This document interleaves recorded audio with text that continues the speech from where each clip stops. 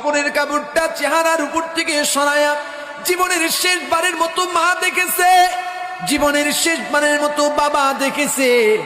আহ মালিক, মা বাবারে কাফনের কাপড়ের জড়ায়া 3.5 হাত ওই ছোট্ট অন্ধকার ঘর, যে ঘরের মধ্যে কোনো সাথী নাই, বাতি নাই।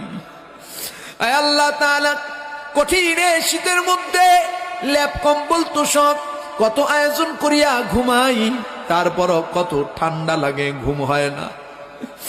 ওই ছোট্ট মাটির ঘরে আমার মা কেমন আছে, বাবা কেমন আছে জানা নাই। রাব্বুল আলামিন আজকের হাদিয়াটুকু মা বাবার কবরে পৌঁছায়া দেন আল্লাহ। আব্বা আম্মার কবরে খাতায় কসুর থাকলে মাফ করে দেন আল্লাহ। আল্লাহুম্মা আনতাস সালাম ওয়া মিনকাস সালাম, तबारकता या ज़ल जलाली वल इकराम। बुजुर्गी की नहीं हमको जरूरत, गुलाम अपना बना ले ऐ खुदाया।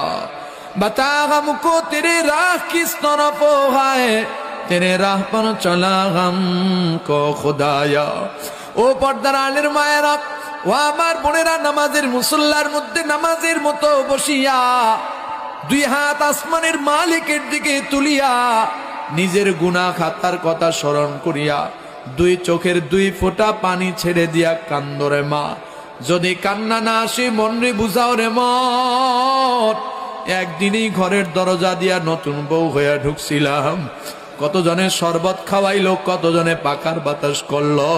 এমন একটা সময় আসবে ঘরের দরজা দিয়া মরা লাশ হইয়া বের হওয়া লাগবে। ছেলে কানবে মা মা করে, মেয়ে কানবে মা মা করে। ওরে মন, জবাব তোমার দিব না। মুহাব্বতের সাথে সবাই বলেন ইয়া আরহামার রাহিমিন, ইয়া আরহামার রাহিমিন, ইয়া আরহামার রাহিমিন। ربنا ظلمنا أنفسنا وإن لم تغفر لنا وترحمنا لنكونن من الخاسرين ربنا آتنا في الدنيا حسنة وفي الآخرة حسنة وقنا عذاب النار رب العالمين। যুব সমাজের উদ্যোগী ব্যবস্থাপনায় বার্ষিক মাহফিলে উলামায়ে কেরাম বয়ান করেছেন। আমি না খান্দা কিছু সময় মুযাকারা করলাম। আপনার বান্দা বান্দিরা কবরস্থানে দ্বীনের কাজে দান খায়রাত সাদাকাতের আমল করেছে। আখিরি মুনাজাতে সাদা দাড়িওয়ালা মুরব্বি বাজানদেরকে নিয়ে হাত তুলেছি।